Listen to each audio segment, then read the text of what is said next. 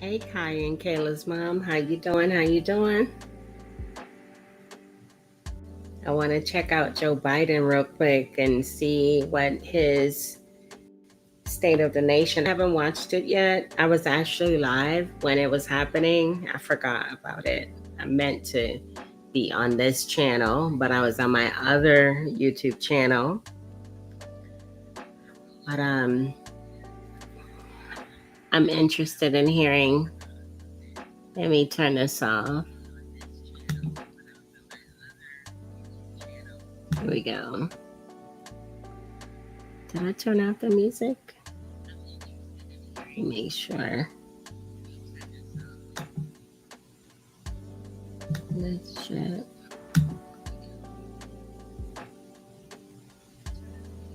No, I didn't. There.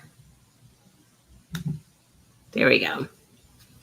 So let's get into what President Joe Biden had to say in his address to the nation.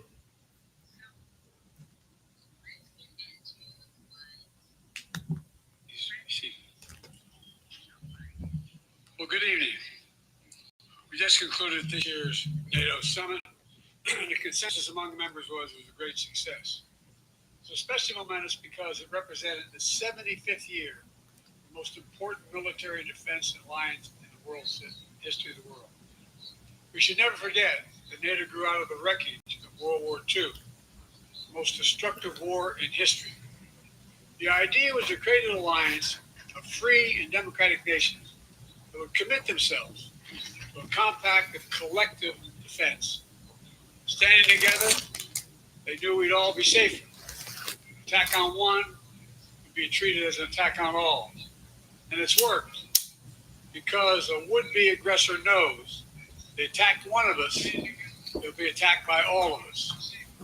Sending that message is the best way to deter aggression, prevent wars in the first place. For those who thought NATO's time had passed, they got a rude awakening when Putin invaded Ukraine. Some of the oldest and deepest fears in Europe roared back to life.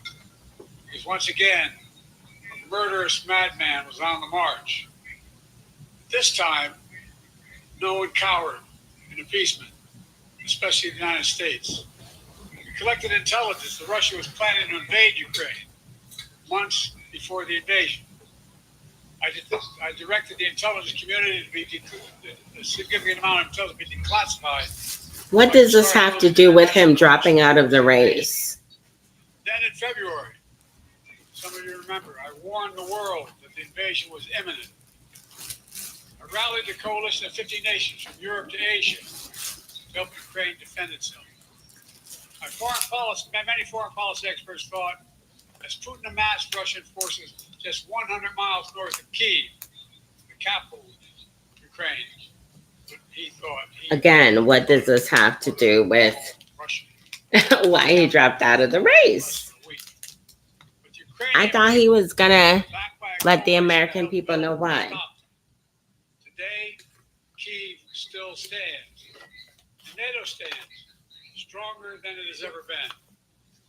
During the week of this summit, several heads of states made it a point in their statements to thank the United States and to thank me personally for all that NATO has achieved. NATO is not only stronger, NATO is bigger because United is in charge to bring in Finland and Sweden into the alliance.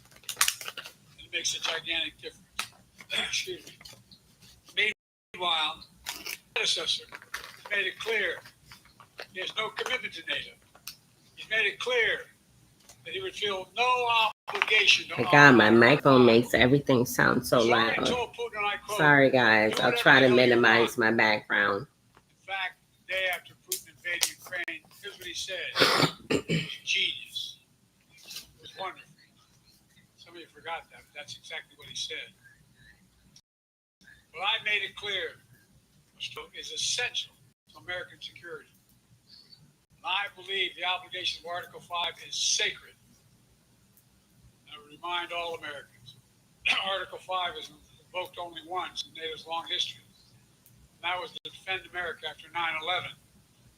I made it clear I will not bow down to Putin. I will not walk away from Ukraine. I will keep NATO strong. That's exactly what we did, and exactly what we'll continue to do. Now, the future of American policy is up to the American people. This is much more than a political question. It's more than that. It's a national security issue. Don't reduce this to the usual testament that people talk about, issues of being a political campaign. It's far too important. It's about the world we live in for decades to come. Every American must ask herself or himself, is the world safer with NATO? Are you safer? Is your family safer? I believe the American people know. The answer to all those questions is yes. And I believe the American people understand that America is stronger because of our own answers. I believe the American consensus from Truman to Reagan to me still holds today. America cannot retreat from the world. We must lead the world. We're an indispensable nation, Albright wrote. Now let me turn to three other key issues. Just this morning, we had a great economic report showing inflation is down. Overall prices fell last month. Core inflation is the lowest it's been in 3 years. Prices are falling for cars, appliances, and airfares. Grocery prices have fallen since the start of the year. We're going to keep working to take down corporate greed to bring those prices down further.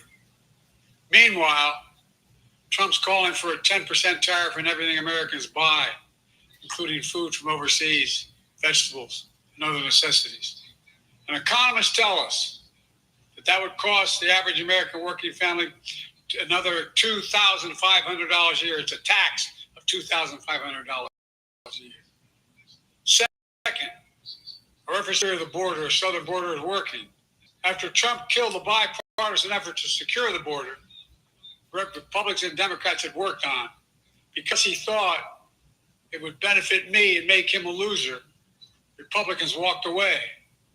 So I took executive action last month. As a consequence, working with Mexico, border encounters have gone down over 50%. The current level is lower today than when Trump left office.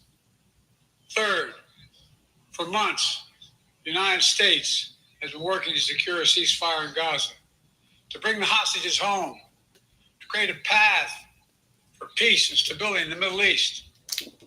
6 weeks ago, I laid out a detailed plan in writing. It was endorsed by the UN Security Council, the G7. That framework is now agreed on by both Israel and Hamas. So I sent my team to the region to hammer out the details. These are difficult, complex issues. There's still gaps to close. We're making progress. The trend is positive. And I'm determined to get this deal done and bring an end to this war, which should end now. Let me conclude where I began. We're the United States of America. We are the indispensable nation. Our leadership matters. Our partnerships matter. This moment matters. We must rise to meet it. With that, I'll take your questions. I've been given a list of people to call on here. Reuters, Jeff Mason.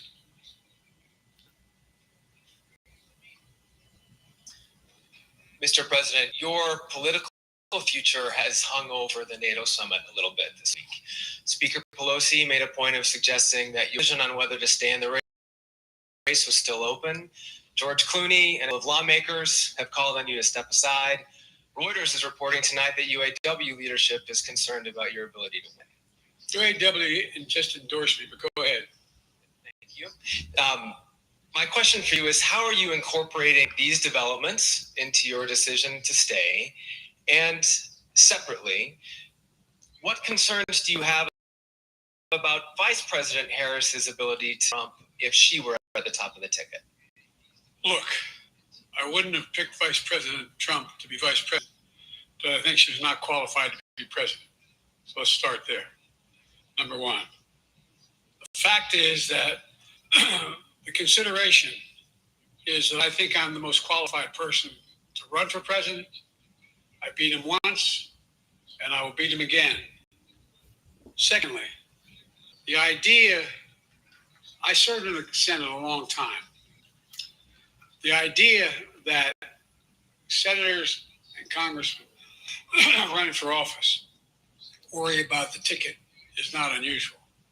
And I might add, there are at least 5 presidents running or incumbent presidents who had lower numbers than I have now, later in the campaign. So there's a long way to go in this campaign. And so I'm just going to keep moving. And because, look, I got more work to do. We got more work to finish. There's so much, we've made so much progress. Think about it.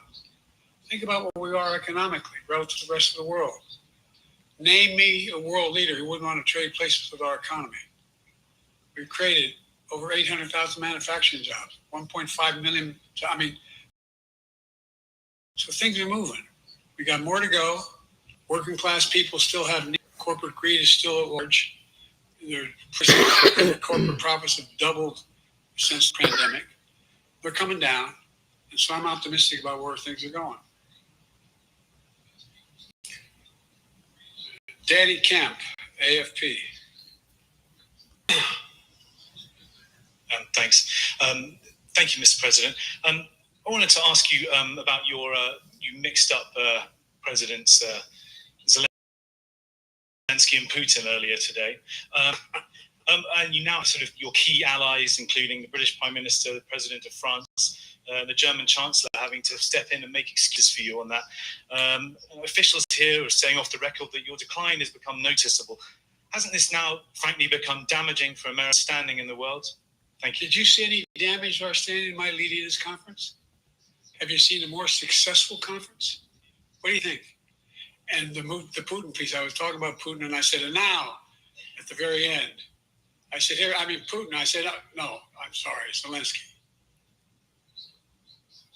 And then I added 5 other names. Look, guys, the idea anybody suggests that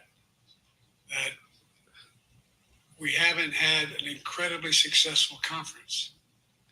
How many times did you hear in that conference, I know it sounds too self-serving, but other leaders, heads of state, in thanking me, saying the reason we're together is because of Biden, because Biden did the following. Look, folks, this is, well, anyway, I thought it was the most successful conference I've attended in a long time, and find me a world leader who didn't think it was. Next one, Nancy Cordes, CBS. Thank you, Mr. President. You mentioned there are instances in history where presidents have faced a challenge, but what makes this moment in history so unique is that it is not your enemies who are calling on you to reconsider your decision to stay in the race. It's your friends, supporters, people who think you've done a great job over the past 4 years. Have you spent time thinking about what it would mean for your legacy, which you've worked decades to build, if you stay in the race, despite the concerns that voters say they have, and you lose to someone who you yourself have argued is unfit to return to Oval Office? Well, look, I'm not in this for my legacy. I'm in this to complete the job I started. As you recall, understandably. So is he staying in the office? Is he staying in the race, y'all? Initiatives that I put forward, can't do that. It's going to cause inflation. Things are going to skyrocket. The debt's going to go up. What are you hearing now from mainstream economists? 16 economic Nobel laureates said I've done a hell of a job. And under my plan so far and what's going to happen in the future if I've reelected, that things are going to get much better. Our economy is growing. I was determined when I got elected to stop the trickle-down This was economics. today. That if wealthy did very well, everybody else would do well. My dad was a well-read, decent guy. July I don't remember 24th, much trickling down on his kitchen table. 2024. Middle-class people and working Am I class people being need help. punked? And so what happened is I decided to was able to implement as president, I believe when I was a senator. And that is that the way to build this economy is from the middle out. My head literally started. Is he staying in the race? Grow the economy. And the wealthy still do very well. They do fine. I got to calm myself down. Please, Lord. Mainstream economists said we haven't done well. What have we not been working right now? And so we got more to do, though. We got to finish the job. And by the way, I come from the corporate state of the world. Delaware has more corporations than I said it. If they change the candidate one more time, they're losing. The nation combined. I'm not anti-corporate, but corporate profits have doubled since the pandemic. Doubled. It's time things get back in order a little bit. It's time, for example, if I'm reelected, we're going to make sure that rents are kept at 5% increase. Corporate rents for apartments and the like and homes are limited to 5%. We're going to make a lot of changes. Maybe he's making the argument for him to stay in office. And by the way, remember how I got so roundly criticized for being so pro-union, not labor, union. Well, guess what? I've been the most pro-union labor president in history. Not a joke. And guess what? We had the Treasury Department do a study. When unions do better, everybody does better. Everybody does better. And we talk about how, for example, remember when we talked about. I'm going to tell y'all real quick. One thing that I've learned in researching these people and their, origins, who they are. I've been researching Kamala Harris, as well as Joe Biden and Donald Trump. And Joe Biden shares with me Scorpio season. His birthday is November 20th. Mine is November 19th. So that's really cool to me. Getting the computer chip industry back in the United States used to be 40% of the industry. We invented the chip. 40% of the industry is in the United States. And former presidents decided that the best way to do it is find the cheapest labor in the world, send the product over there and import what the product was. And so what I do, I was told not to go over to Europe, to Asia, including Europe, but Asia. I remember going to South Korea, convincing them to invest $20 billion in the United States to build computer chip factories. And I asked why when they finally decided to do it. And the answer was because you have the safest economy in the world, and you have the best workers in the world. So the whole idea here is we've invested, there's been over $50 billion in investment in computer chip manufacturing just coming into being. None of you thought that would happen. None of you thought that would happen. But it's happening. It's happening. It's going to grow economies.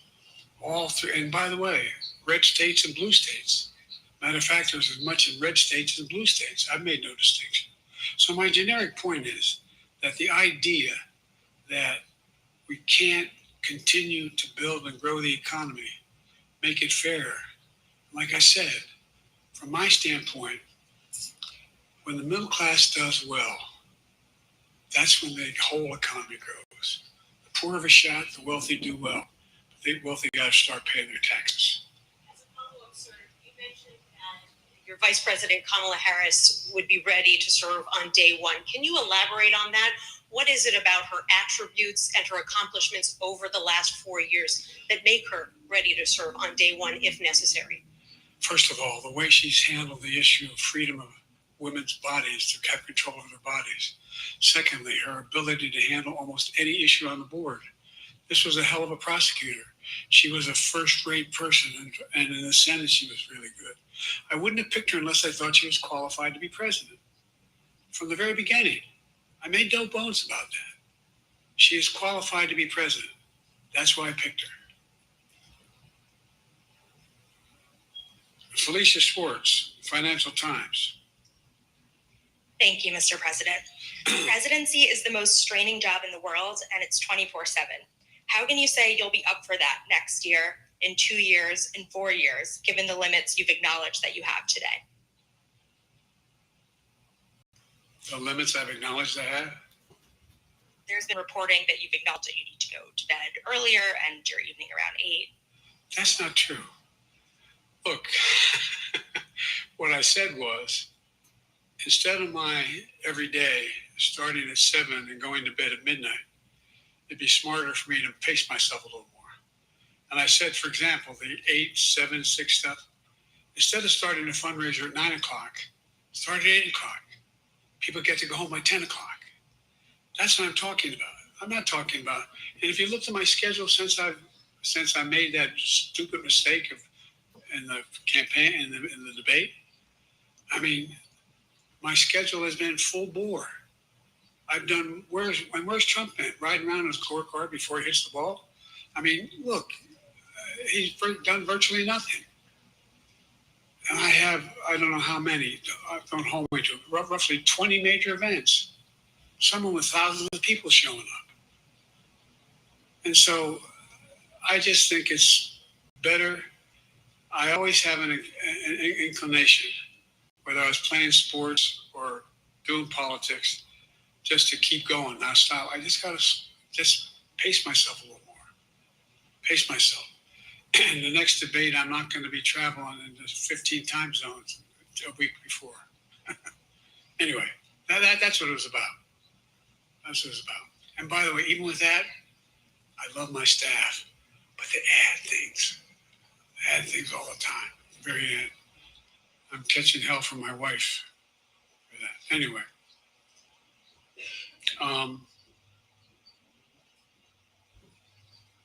I'm sorry, Zeke Miller, Associated Press.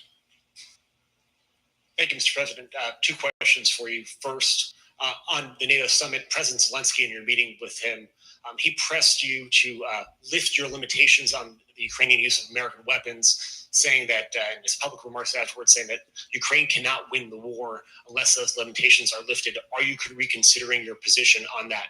And then secondly, following up on Felicia's question there, leaders of your own party have said that they're not worried about that debate. They're worried about the next bad night and the bad night after that.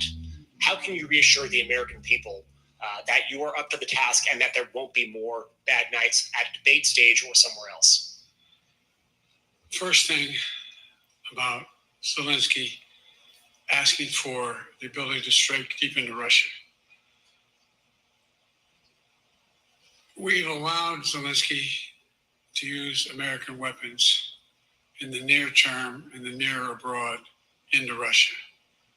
Whether or not he has... If he does not withdraw from the race, the Democrats, Zelensky, he's not. If he had the capacity Donald to strike Trump is winning. Moscow, strike the Kremlin. Would that make sense? That's The period. question is, what's the best use of the weaponry he has? The weaponry we're getting to him. I've gotten a more long-range capacity, as well as defensive capacity. And so our military is working. I'm following the advice of my commander-in-chief, the chief of staff of the military, as well as the Secretary of Defense and our intelligence people. And we're making a day-to-day basis on what they should go, how far they should go in.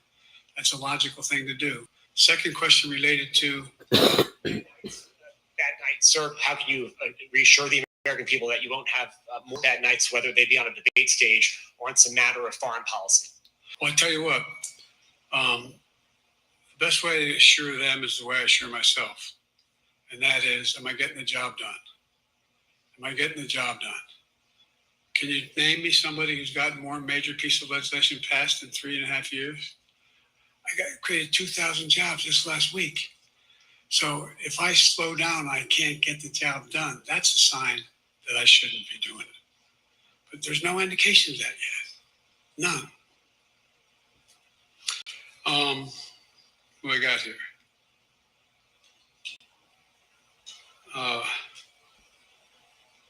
Merrick, Pulaski Radio. Thank you, Mr. President. How are you? I'm well. The elections in the US have consequences around the world. You have pretty high standing in Europe. I just asked President Macron about you, and he said we are happy to have him as the president of the United States. But there is a concern. Many people in Poland and across Europe are worried that the former president may win the election. And there's a lot of concern that Donald Trump may weaken NATO, stop supporting Ukraine, or push Ukraine to give up territories to Russia. They're correct. And yourself was warning just 2 minutes ago about it. So my question is, do you think that Europe will be left on its own if Donald Trump wins the election? And what's your advice to European leaders to prepare for possible US disengagement? Well, look, I think, how can I say this without sounding too self-serving? I'm not having any of my European allies come up to me and say, Joe, don't run. What I hear them say is, you've got to win. You can't let this guy come forward. He'd be disaster. He'd be disaster. I mean, I think he said in one of his rallies, don't hold me to this recently, where NATO, I just learned about NATO or something to that effect. Foreign policy has never been his strong point. And he seems to have an affinity to people who are authoritarian. That worries, as I tell you, from Poland, that worries Europe. That worries Poland. And nobody, including the people of Poland, think that if he wins in Ukraine, he's going to stop in Ukraine. That's going to be the end of it. And so what I can say is, I think I'm the best qualified person to do the job, to make sure that Ukraine does not fall, that Ukraine succeeds, that the European alliance stays strong. You may recall, no one was talking about Finland joining NATO. I remember talking to Putin right after we got elected in Geneva, and he was talking about what we should do. We couldn't be in Eastern Europe, etc. And I said, you're looking for the Finlandization of Ukraine, because you can get the NATOization of Finland. And about 4 weeks later, I got a call. That's not true. Probably 5 months later, from the president of Finland, could he come and see me? Because I invited him to the Oval Office. We sat down and talked. He said he wanted to join NATO. Could I help? And I did. It wasn't automatic. And then I got a call from the Swedes. I beg your pardon?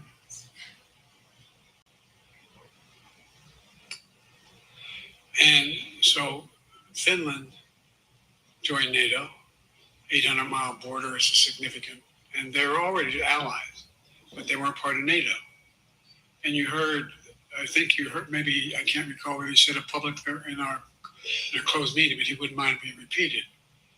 He said, we decided in Finland, the people of Finland decided they had to be part of NATO. It was in our interest because of the joint ability to be together, to dissuade any attack on Finland.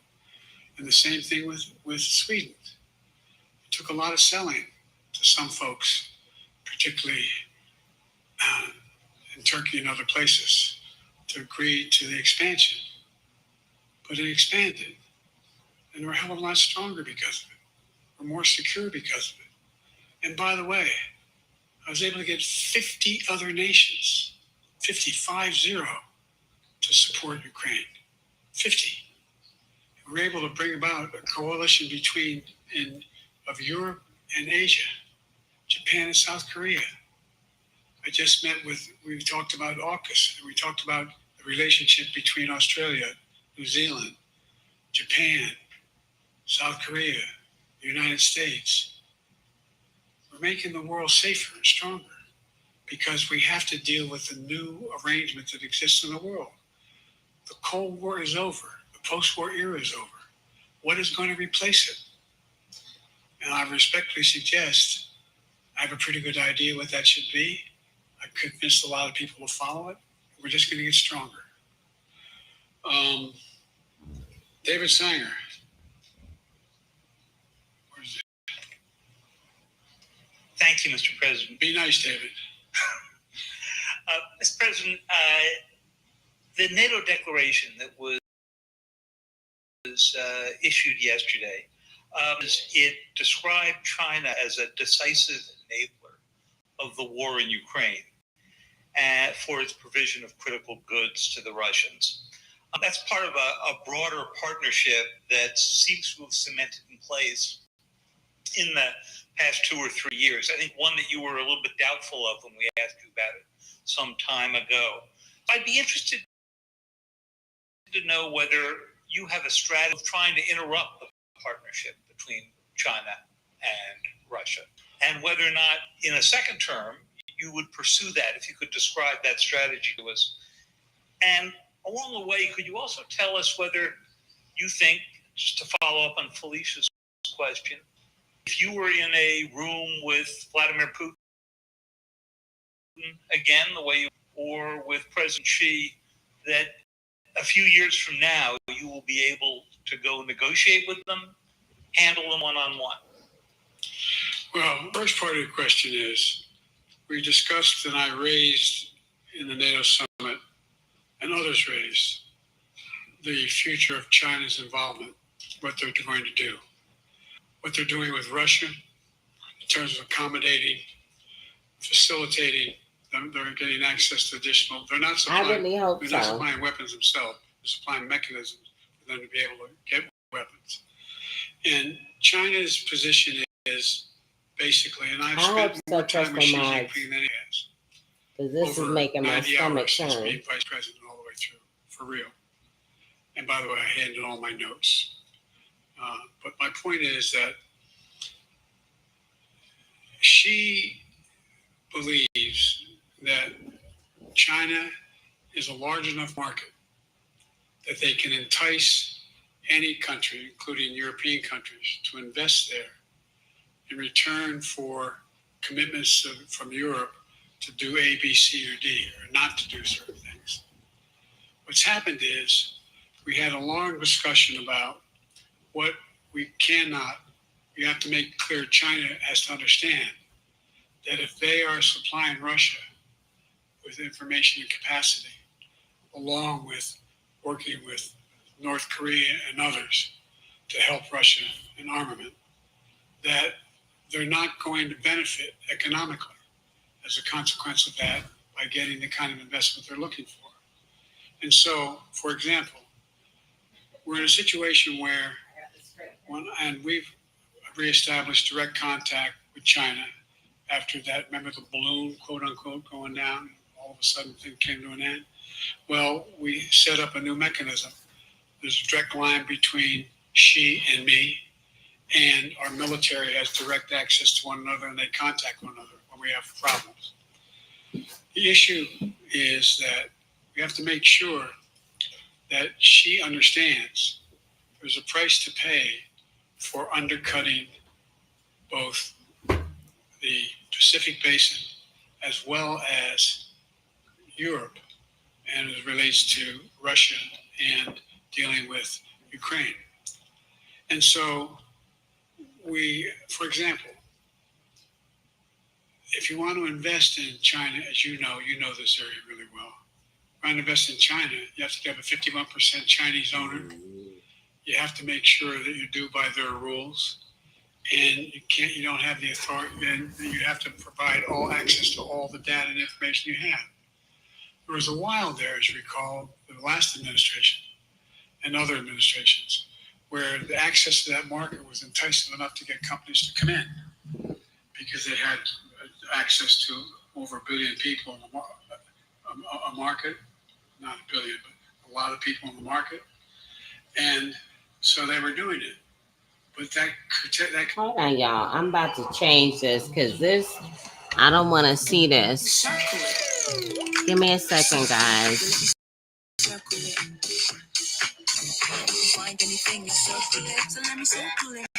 I have a commercial. My bad. my fellow Americans. Okay. Hold on. Let me get right video, because I think, Crystal, I think you're correct. I think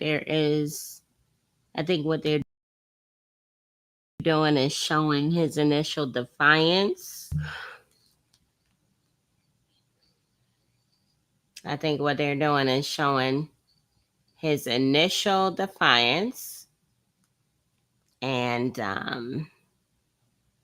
they're getting into the nitty and the gritty as far as President Joe Biden's defiance to relinquish the race to another Democratic prospect.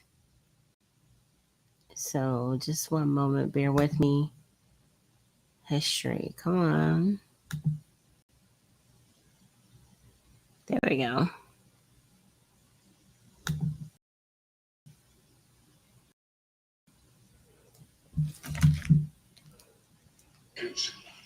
Speaking tonight from behind the resolute desk in the Oval Office. In this sacred space, I'm surrounded by portraits of extraordinary American presidents. Thomas Jefferson wrote the immortal words that guide this nation. George Washington, who showed us presidents are not kings. Abraham Lincoln, who implored us to reject malice. Franklin Roosevelt, who inspired us to reject fear. I revere this office, but I love my country more. It's been the honor of my life to serve as your president. But in the defense of democracy, which is at stake, I think it's more important than any title. I draw strength and I find joy in working for the American people. But this sacred task of perfecting our union, it's not about me. It's about you, your families, your futures. It's about we, the people. We can never forget that. And I never have. I've made it clear that I believe America is at an inflection point. One of those rare moments in history when the decisions we make now determine our fate of our nation and the world for decades to come. America's going to have to choose between moving forward or backward, between hope and hate, between unity and division. We have to decide, do we still believe in honesty, decency, respect, freedom, justice, and democracy? In this moment, we can see those we disagree with not as enemies, but as fellow Americans. Can we do that? Does character in public life still matter? I believe I know the answer to these questions because I know you, the American people. And I know this, we are a great nation because we are good people. When you elected me to this office, I promise to always level with you, to tell you the truth. The truth.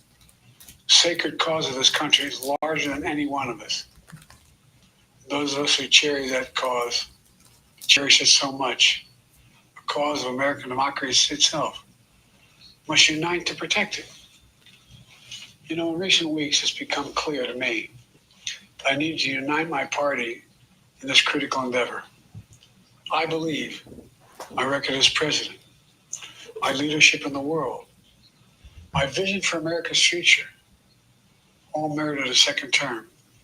But nothing can come in the way of saving our democracy. That includes personal ambition. So I've decided the best way forward is to pass the torch to a new generation. It's the best way to unite our nation. You know, there is a time and a place for long years of experience in public life. There's also a time and a place for new voices, fresh voices, yes, younger voices. And that time and place is now. Over the next 6 months, I'll be focused on doing my job as president. That means I'll continue to lower costs for hardworking families, grow our economy. I'll keep defending our personal freedoms and our civil rights, from the right to vote to the right to choose. I'll keep calling out hate and extremism, make it clear there is no place in America for political violence or any violence ever, period. I'm going to keep speaking out to protect our kids from gun violence, our planet from climate crisis that is the existential threat. And I will keep fighting for my cancer moonshot so we can end cancer as we know it, because we can do it. I'm going to call for Supreme Court reform because this is critical to our democracy, Supreme Court reform. You know, I will keep working to ensure America remains strong, secure, and the leader of the free world. I'm the first president in this century to report to the American people that the United States is not at war anywhere in the world. We'll keep rallying a coalition of proud nations to stop Putin from taking over Ukraine, doing more damage. We'll keep NATO stronger, and I'll make it more powerful and more united than any time in all of our history. I'll keep doing the same for our allies in the Pacific. You know, when I came to office, the conventional wisdom was that China would inevitably surpass the United States. That's not the case anymore. And I'm going to keep working to end the war in Gaza, bring home all the hostages, and bring peace and security to the Middle East and end this war. We're also working around the clock to bring home Americans being unjustly detained all around the world. You know, we've come so far since my inauguration. On that day, I told you that I stood in that winter, we stood in a winter of peril and a winter of possibilities. Peril and possibilities. We were in the grip of the worst pandemic in the century. The worst economic crisis since the Great Depression. The worst attack on our democracy since the Civil War. Hold on, guys. I got a commercial. My bad. We came together as Americans. We got through it. We emerged stronger, more prosperous, and more secure. Today, we have the strongest economy in the world, creating nearly 16 million new jobs, a record. Wages are up.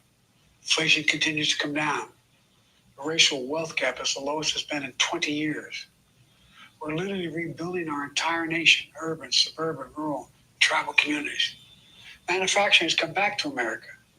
We're leading the world again in chips and science and innovation. We finally beat Big Pharma after all these years to lower the cost of prescription drugs for seniors. And I'm going to keep fighting to make sure we lower the cost for everyone, not just seniors. More people have health care today in America than ever before. I signed one of the most significant laws helping millions of veterans and their families who are exposed to toxic materials. You know, most significant climate law ever in the history of the world. The first major gun safety law in 30 years. Today, the violent crime rate is at a 50-year low. We're also securing our border. Border crossings are lower today than when the previous administration left office. I've kept my commitment to appoint the first Black woman to the Supreme Court of the United States of America. I also kept my commitment to have an administration that looks like America and be a president for all Americans. That's what I've done. I ran for president 4 years ago because I believed and still do that the soul of America was at stake. The very nature of who we are was at stake. And that's still the case. America's an idea. An idea stronger than any army, bigger than any ocean, more powerful than any dictator or tyrant. It's the most powerful idea in the history of the world. That idea is that we hold these truths to be self-evident.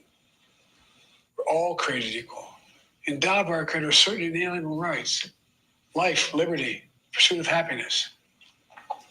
We've never fully lived up to it, to this sacred idea, but we've never walked away from it either. And I do not believe the American people will walk away from it now. In just a few months, the American people will choose the course of America's future. I made my choice. I've made my views known. I would like to thank our great Vice President Kamala Harris. She's experienced, she's tough, she's capable. She's been an incredible partner to me and a leader for our country. Now the choice is up to you, the American people. When you make that choice, remember the words of Benjamin Franklin is hanging on my wall here in the Oval Office, alongside the busts of Dr. King and Rosa Parks and Cesar Chavez. When Ben Franklin was asked, as he emerged from the convention going on, whether the founders had given America a monarchy or republic, Franklin's response was, a republic, if you can keep it. A republic, if you can keep it. Whether we keep our republic is now in your hands. My fellow Americans, it's been the privilege of my life to serve this nation for over 50 years.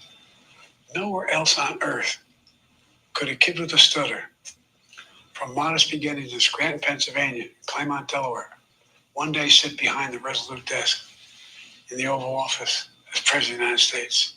But here I am. That's what's so special about America. We're a nation of promise and possibilities, of dreamers and doers, of ordinary Americans doing extraordinary things. I've given my soul to our nation, like so many others.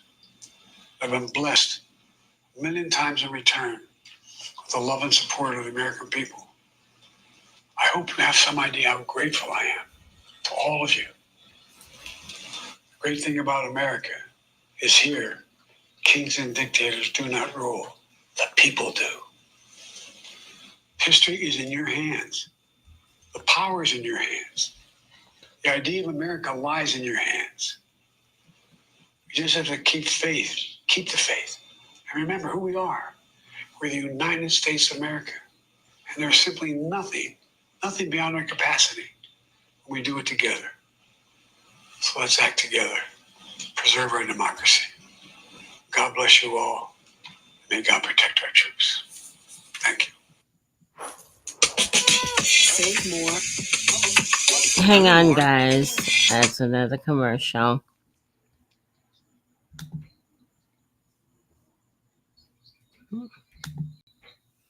Okay. That's it. He does not explain. I'm sorry about the commercial, guys, but he doesn't explain his reasoning behind dropping out of the race. And I mean, he did say that Kamala was tough. She's a fighter. But I don't know. I think he's begrudgingly dropping out of the race. I don't think that Joe Biden agreed with the decision to withdraw because he's not cheering Kamala Harris on.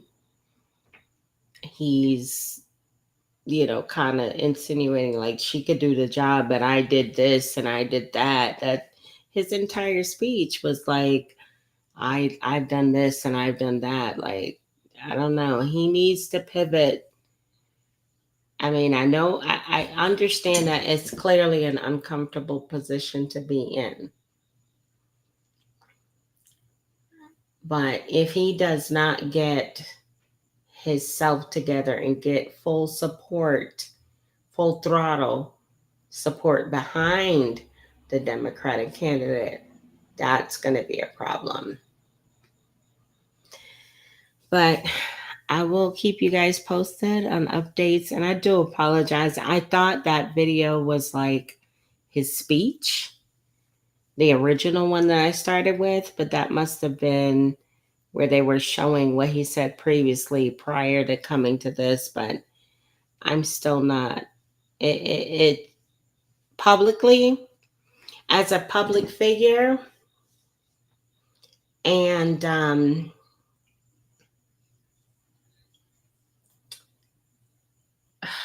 how do I say this? For him to not really outline and kind of showboat what Kamala has done shows me that he is doing this step down or stepping aside begrudgingly. Joe Biden does not want to step out of this race. All right, guys. I'll catch you on the next one.